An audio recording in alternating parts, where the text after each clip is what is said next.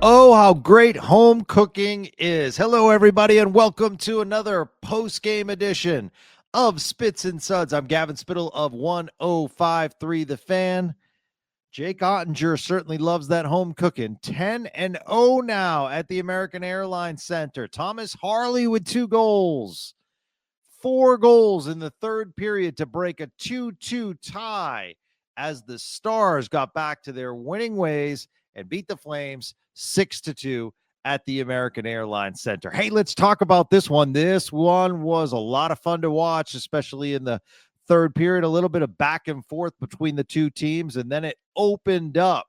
And the story of the night was we got the first line tonight. We got Rope Hintz, Jason Robertson, and Wyatt Johnston, where once again we see flashes of what they can pull off. Of the 28 shots that the Stars took, 28 shots on net, 11 were from that first line. All 3 got in the scoring category, so it was an impressive night for that first line. That was the best line of the night. And boy, I'll tell you what, if Jason Robertson can finally get cooking and that line starts to do what we all know they can, it is absolutely going to be a beautiful thing. Jake Oettinger with another solid game, 935 save percentage tonight, stopping 29 shots on 31 attempts. So real solid for Jake Oettinger in net. Wasn't necessarily tested all the time.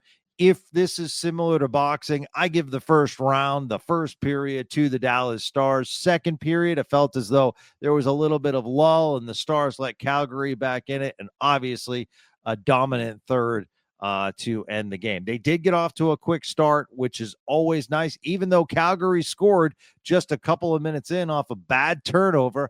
Lyubushkin was involved. Jamie Benn was involved. Miro Heiskanen slid but could not stop the pass. And Jonathan Huberdeau, who's a terrific player for the Flames, scores, and they go up 1-0. Stars tied it up in the first with a terrific individual effort by Wyatt Johnston, who steals the puck at the blue line, turns, and some nifty moves and catches the puck in midair, settles it, and then roofs it to make the score 1-1. So it was back and forth, and then the Stars just broke free in the third period, and it was a lot of fun to watch.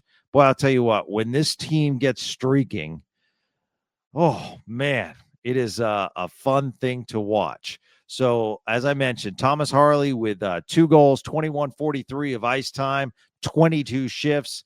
He was one of the top players on the ice for the Stars. Seems as though we're a little bit settled down now as far as the top 6 with Dumba, Heiskanen, Lundqvist, Lindell, Lyubushkin, and Harley getting the majority of the minutes in all of these games.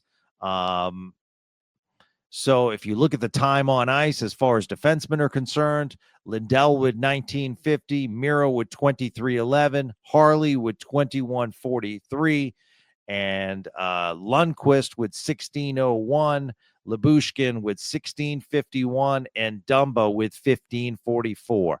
Now, different games can be different as far as like playing time and are you on the penalty kill? Are you on the power play? But isn't that interesting where Nils Lundqvist is almost your 4th highest player, defenseman, as far as minutes on the ice? 16 minutes is real solid for number 5 as he continues to play well throughout the season. So the Stars get something that they have not had in a long time.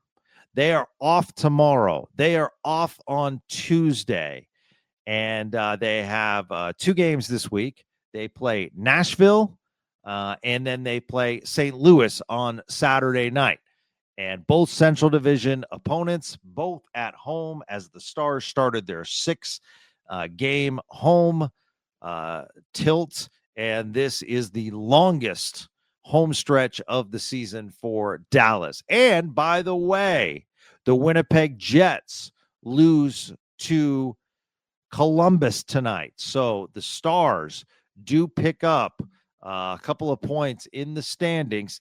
And if we look at the standings right now, the Stars are in third, but they did pick up 2 points, as mentioned.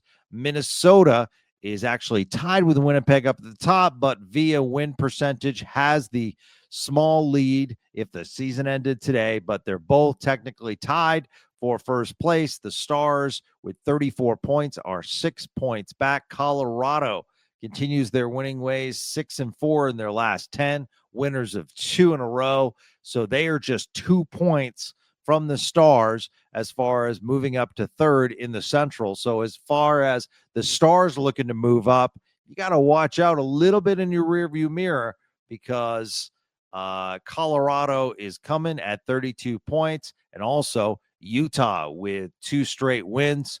They're kind of back in the picture with 28 points, only 6 points out of third. So the Central Division, as we knew it would be, is a gauntlet. Will be a gauntlet for the rest of the year. Every season, season in and season out, Central Division proves to be one of the toughest. So, Stars just got to play their game. And this six-game homestand means everything for this team as far as A, getting back on their winning ways, B, collecting a lot of points, C, some Central Division opponents to get past. Those are 4-point swings. So excited for this week of Stars hockey. But one of the stories that we talked about is that first line.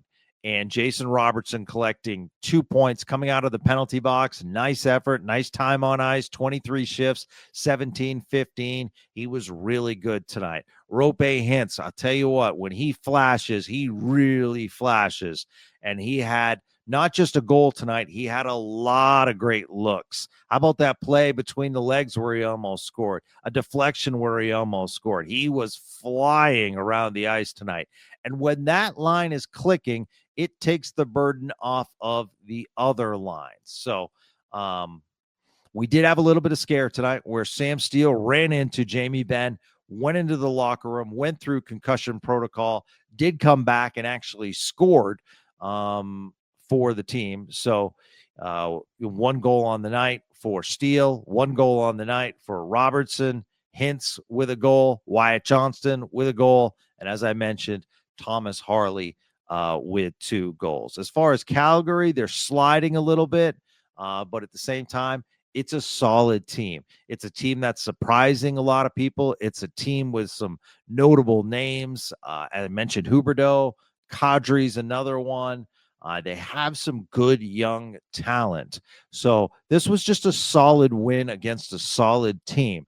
I think Calgary is a little bit early as far as their rebuilding phase. It kind of is catching everyone by surprise that they're in the top 3 in the Pacific. But nevertheless, you got to take the wins where you can get them. So we're going to have a big week of Spits and Suds. We're going to have new programs, new interviews. So it's going to be great. But just wanted to pop on and give you the update.